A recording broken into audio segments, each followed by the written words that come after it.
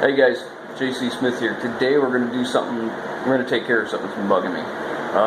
That 2012 F550 that we fixed the engine in, we pulled the engine out, we put that motor and transmission out of the donor truck in it. If you guys remember from the video, you can see the frame was kind of, it wasn't crusty, but the paint was basically beat off of it. It came out of Oklahoma, and it was used for off-road oil field work. And they got this red clay down there. It's pretty abrasive, and it is, man, it'll beat the crap out of paint like nobody's business, that's for sure. Well, anyways, I have already pressure washed this thing 2 different occasions, and I probably have about 3 hours in it so far, 2 different times, and it's still not a lot of there. So I'm going to take the cab off the truck again, and I know that this is getting ridiculous. It's cab on, cab off. But it's the easiest way to get to everything. I'm going to take the cab off.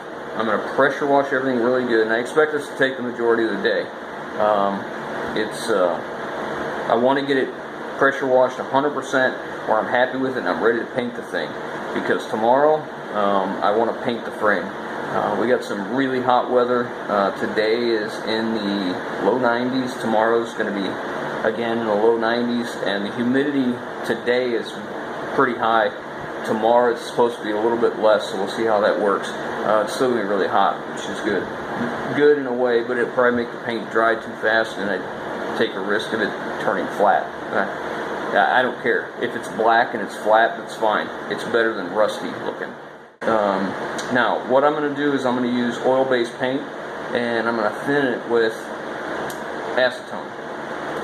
The farmer trick, the farmer tells me, you know, use a little bit of hardener in there.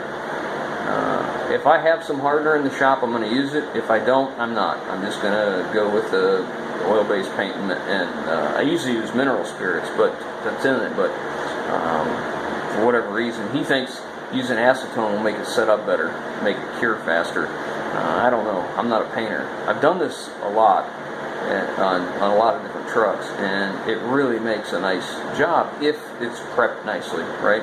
So hopefully it'll turn out well. I'm going to get off here. It's pretty early. I'm going to grab the pressure washer and head down to the shop. Well, I'm done pressure washing for the day, and I went back to the camera so I can look through the pressure washing video and getting ready to edit and all that, and realized I erased it all. I set it up and just let it go, and somehow between the getting cleaned up and moving it so it didn't get hit with the pressure washer, somehow I ended up deleting the video of pressure washing. But I guess it's not all that important. You guys have seen pressure washing before. It ain't all that exciting. So anyways, it's ready. If it's dry by tomorrow, we're ready to paint. So I'll bring you along for that. We'll see how it turns out. Hey guys, JC Smith here. Today we are going to paint the frame on that Ford F550 full drive single cab I've been working on, the one that we repaired the engine on. Every time I look at that frame and the leaf springs and the drive shaft and all that, I just get, I don't know, I just don't like it. That's too nice of a truck to look like that. And the reason that frame looks like that is that truck, I bought it out of Texas, but it came out of Oklahoma. And out in Oklahoma, a lot of the roads around where this truck came from are that red dirt. And I'll tell you, man, if you drive down those roads, those red dirt roads for any distance at all, that stuff is like driving through a sandblast cabinet. I mean, it is just, it will take the paint off of anything. That stuff is tough. And you know, so that's what happened to this truck. It was used in the oil field, so it was off-road quite a bit, and you know, it just pelted the paint off the truck. So I'm gonna go ahead and paint it up. We're gonna give it a couple coats of oil-based paint. It is nothing special. I'm gonna take and I'm gonna thin it with acetone to a 3-to-1. 3 parts paint, 1 part acetone, and a little bit of hardener. Now I'm going to use that hardener because a friend of mine says that by using the hardener, it will help make it harder when it cures, plus it will speed up the drying time. And we have thunderstorms coming, and I got to do this outside. So, that being said, we're going to head over. I'm going to try and paint the bottom side first. I have two different guns I'm going to try. I have an HVLP, a gravity fed, and I have a regular suction feed gun. And I'm going to see which one actually works better. I've used both of them, and I think the HVLP is a more controlled spray for being outside. It's more centralized, where I can get in a lot of tight areas and not blow a bunch of paint around, which is pretty attractive to me. So, with that being said, I'm going to shut my trap and put flap in my trap, as I say. And I'm almost back down to the shop, so I'll get it all set up. I'm going to blow it off with an air gun, get it cleaned up as best I can, and we're going to get the paint. Hopefully we can get it done and get it turned out nice. So, alright guys, I'll bring it along as soon as I'm ready. Alright guys, so this is what I'm using. Rust-Oleum oil-based paint, acetone, and I'm going to mix it 3 to 1. I'm going to go 6 ounces of acetone and the rest in oil-based paint. I think that's right. 3 to 1 is what I'm after. 3 parts of the oil-based to 1 part of the acetone. And then I'm going to spray it with, this is the El Cheapo Harbor Freight spray gun. Obviously it's a gravity feed, not a suction feed. These things work pretty well for what they are. I think it's only like 15 or 20 bucks. It's pretty cheap. So I'm going to mix it up and get it in the gun and get going. I'll bring you back once I get one coat on. It's hot and it's drying fast, so the fact that it still has any shine to it, I guess, is a big deal. Or nice. I got no runs, man. That did really, really well. I've done this before with an HVLP, and it did fine with no runs. And this one is actually a high volume, I don't know, we'll call it high pressure or not. It's set up for 50 to 70 psi. I put it right at 60, and it did a nice job. It really flowed well and covered good, and not bad. So if you can remember what this looked like before, of course, if you notice, there's no cab. I took the cab off to do it. I don't know, it was pretty rough looking, and I didn't want to finish it like that, so the cab's off, and I did the front axle, and I mean, anything that was originally shiny black is now shiny black again. It's kind of hard to see with the sunshine like this, but it really turned out good. Hopefully it looks as good tomorrow after it dries as it does now.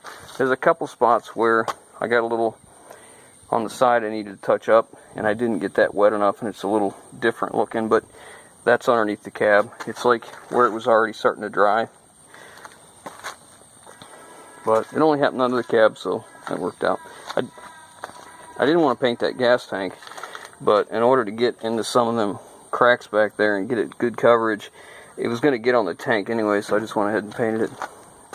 It looks like it originally had some type of undercoating on it in the bottom and right where the straps went, so now it's just all one color. But yeah, it turned out pretty well. Alright, let me get another coat on and I'll bring you back. Alright, final coat. I got 5 on the bottom, 4 on top. Or, no, that's not right. I got 5 and 5. I wasn't going to do another top coat, but I had more paint, so I went ahead and did another one. That really turned out good. It's got good coverage. It's very smooth looking. It's not, I have no runs whatsoever. It covers extremely well. I haven't found anything I've missed yet, but I'm sure there will be some spots that I missed. I'll have to take a little bit of mineral spirits and wipe that shock off. I tried really hard not to get the shocks, at least in the front, because they were new. But it is what it is. Yeah, leaf springs are always kind of a pain in the butt because there's so many angles and all that to get. I didn't want to paint that gas tank, but in order to get down in there really, really well all the way around, I was going to have overspray on it anyways, so I thought it'd be better just to go ahead and paint it than it was to have it partially.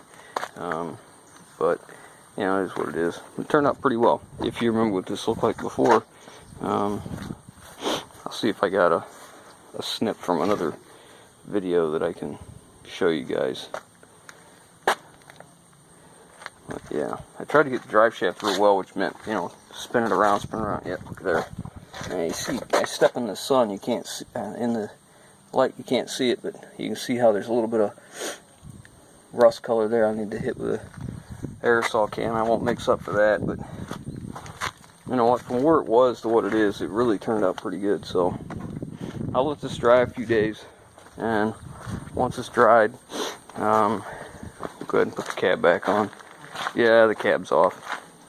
You know, it's easier to do this with the cab off because, man, there's so many nooks and crannies to get into. You know, the front differential was completely rust colored.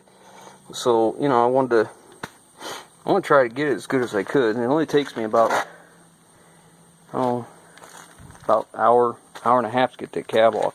Plus, I went ahead and pressure washed under the cab, and I'm thinking about undercoating the bottom side of the cab anyway. So, you know, we'll see what happens.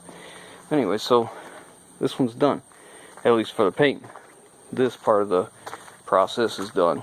So I'll let it dry a couple days. It's nice and hot, and once it dries, we'll set the cab back on, put it together. And I got this wheel off. The other wheel would not come off, and I didn't want to put PB Blaster on it and then try and paint. So I figured I'd just paint while it was still on there, paint the hub, and then I'll put some blaster on it once it dries and get that wheel off, because we're gonna go ahead and paint these wheels gray, all four of them. Just try and make it the best it can for what it is, I guess. See, that one I pressure washed and all the paint just basically blew off of it, so I don't think I need to sandblast it, but I might to make it nice. I could just go get a set of simulators, but you know, I think that's $300 and some. I'm not sure this truck warrants $300 and some worth of simulators, but I don't know, we'll see. But anyways, once it dries, we'll get the cab back on, and I'll probably have to see them Nerf bars in that cab, got some rust on the bottoms. Take them off and clean them up, repaint them, or replace them, or just take them off and leave them off, I don't know. But this truck is 84 cab to axle, and it's got man, I just read this on the front axle too, because I was careful not to spray the tag. I think it's 433 gears, which is pretty good, because these come 433 or 488, I think. A little bit better for a highway gear, because it's a single overdrive transmission. So, alright guys, I'm going to leave you with that, and I'll bring you back once we're setting the cab back on and finishing her up. Anyways, if you like what we're doing, give us these thumbs up. If you haven't already, hit that subscribe button, and we'll catch you on the next one.